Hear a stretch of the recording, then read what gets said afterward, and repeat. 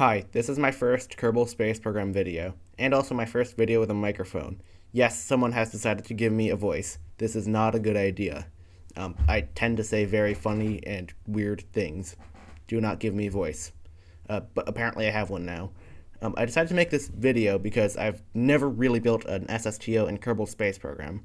I have built space planes, but they've all used either drop tanks or liftoff boosters or some other thing that gets discarded. And I wanted to build something that goes up and comes down in one piece. For those of you who don't know, an S.S.T.O. is a spacecraft that takes off and lands with a single stage. That's why it's called S.S.T.O., single stage to orbit spacecraft.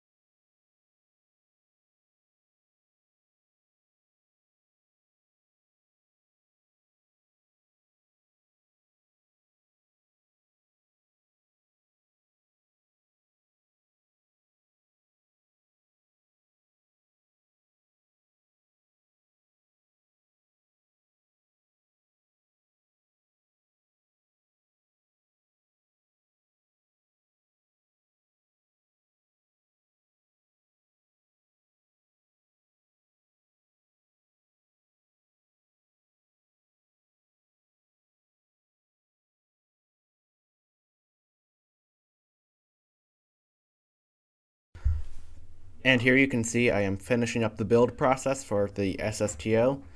Cool little trick, by the way. If you don't want your wings to be clipping through each other, if you're putting two wing parts together and they're clipping slightly, and you don't want the clipping to show, like you don't want them making that weird flashing effect, you can adjust them so that one bit is slightly lower than the other, and it won't appear. And here I am taking off now. This spacecraft has a very high thrust to weight ratio. Very nice because it means I can take off and go and take a very steep, immediately take a very steep incline, so I can get up very high very quickly.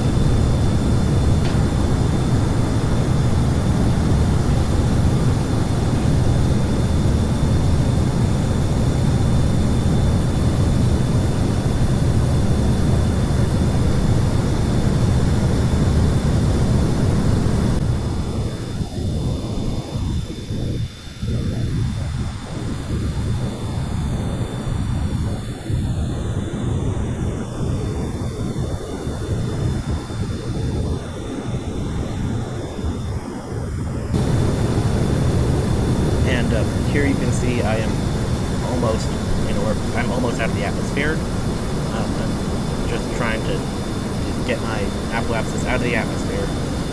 So my launch plan is basically get my apoapsis, which is the highest point my aircraft will ever be at, out of the atmosphere. So once I get out of the atmosphere, I'm gonna make another burn to turn it into an orbit instead of a ballistic trajectory.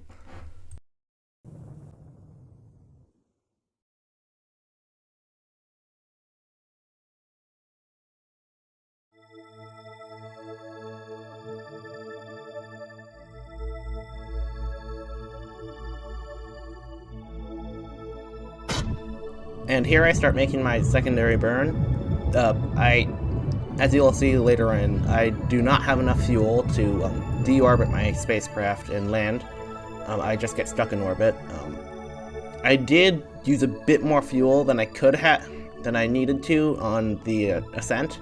So I might have been, or descent. Wait, no, is that ascent or descent? I don't know. But I did use a bit more fuel getting up here than I strictly needed to. So I might have been able to make this work, but I decided that the constrictions were too tight and to add an auxiliary fuel tank onto my spacecraft, which I'm doing right now. This was, well, you'll see in the video, this was still not enough, and I do add more fuel later. I also thought of adding RCS to my aircraft, but I decided not to and just add solar panels because I forgot to in the beginning.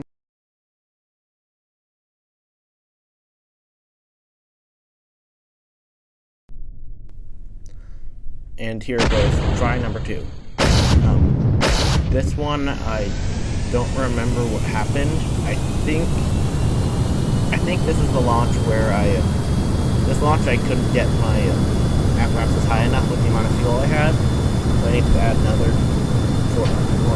few fuel tanks, just to be safe. I tried this launch multiple times, but I'm not going to show all of them here.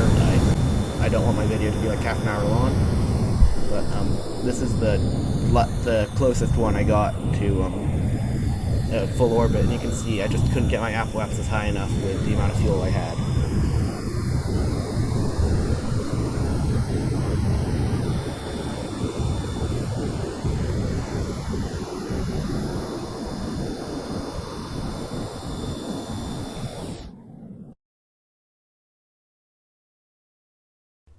And here, this is my third and I think final attempt. I basically decided fuck it and just add as much fuel as I could, and just add a bunch of fuel. I didn't really care about efficiency at this point. I had been working on this one spacecraft for too long. Yeah, and I don't think I've changed anything else. No, I didn't.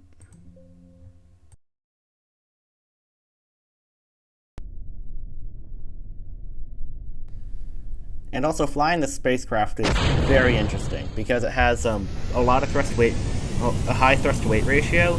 So I could do the catapult maneuver where I pitched up really high in the upper atmosphere to sort of push my apoapsis out of the atmosphere. There are more efficient ways to get into orbit, but I am not a very skilled pilot in this game, so I decided to do this because it's easy. I also started getting some bugs at this. My game started getting a bit buggy at this point. I don't know why. We just saw one there when I was launching off. And also about the flight, getting that pitch-up maneuver is very weird, hard, because after you reach 450 meters per second, I believe, those engines I'm using, the Rapiers, get very powerful, and I actually had an issue of burning up in the atmosphere if I didn't pitch up in time. So it was kind of a balance in between pitching up too early and not getting enough speed, or pitching up too late and burning up in the atmosphere. It was very weird to figure out, but I think I got it at the end.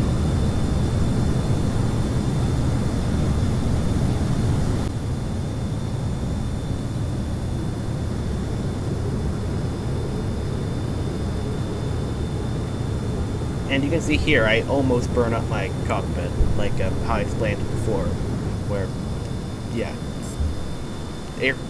airplane get hot.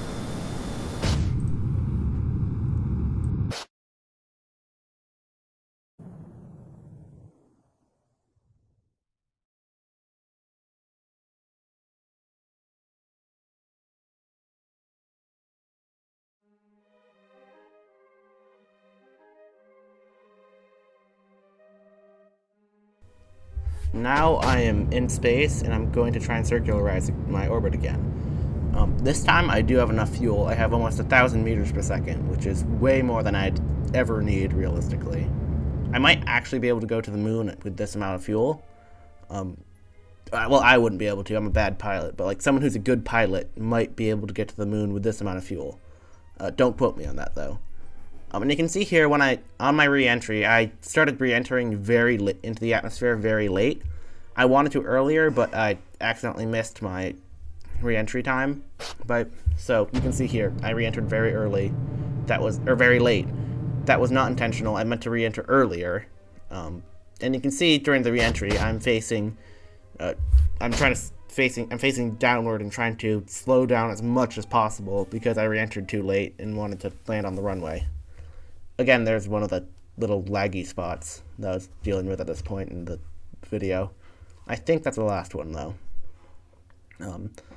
And here, right now, I'm trying to slow down my spacecraft by creating as much drag as possible.